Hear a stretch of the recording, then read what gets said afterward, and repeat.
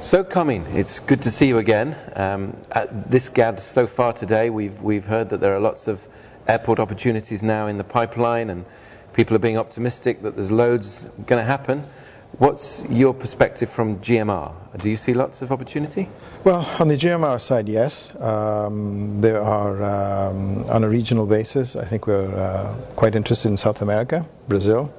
There's a lot of construction, EPC contracts. As you know, our model is basically from planning to operations, the whole line, and that makes the feasibility a lot simpler. And we're looking at, with great interest, I said, as Brazil.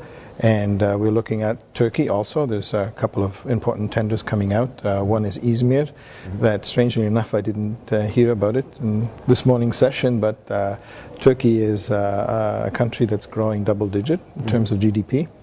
They are very, very relaxed on airport regulations, so you don't have to sort of deal with all the downside of mature markets that go. I'm not saying that it's bad to have a regulator, but it's you fix the rules from day one and then you keep them through, and that happens in Turkey. So we are looking at with interest in Turkey and also in the east. Jakarta, Indonesia.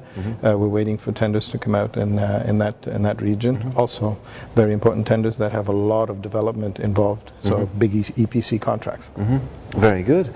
And GAD's only just started, obviously. But what are the most interesting things you've heard so far? Well, I'm very pleased with the fact that we're starting to talk about a different type of evaluations of airport assets now.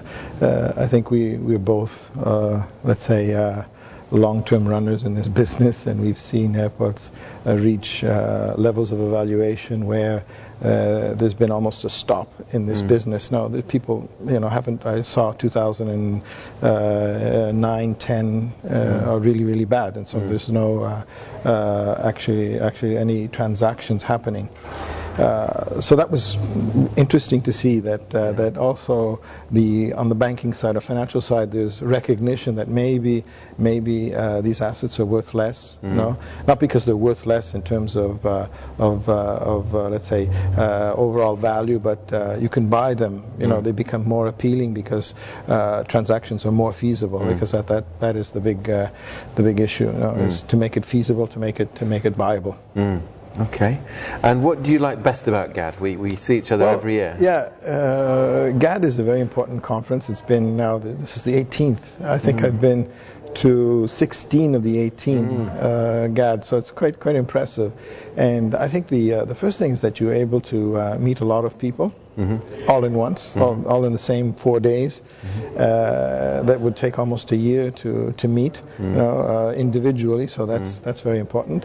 And the important thing is they all come every year, so it's nobody misses out. I think we've been meeting each other for the last 10 years. Yes, and we never meet outside of this GAD, but we exchange emails during the year, but we meet physically at the GAD conference. So it's become quite an appointment for all of us, because we say, "Oh, I'm going to meet you," and then I've been receiving emails from a lot of people. They say, "Are you coming to the GAD conference?" So it's become an institutional date where the specific airport operators or aviation industry meets. So that is I'd say the big upside. Plus all the presentations, the panels, extremely interesting, different views, a way of updating yourself in 4 days that honestly difficult to find in other conferences.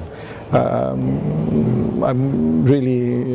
wouldn't miss a GAD if it's very difficult. I'd move my wedding.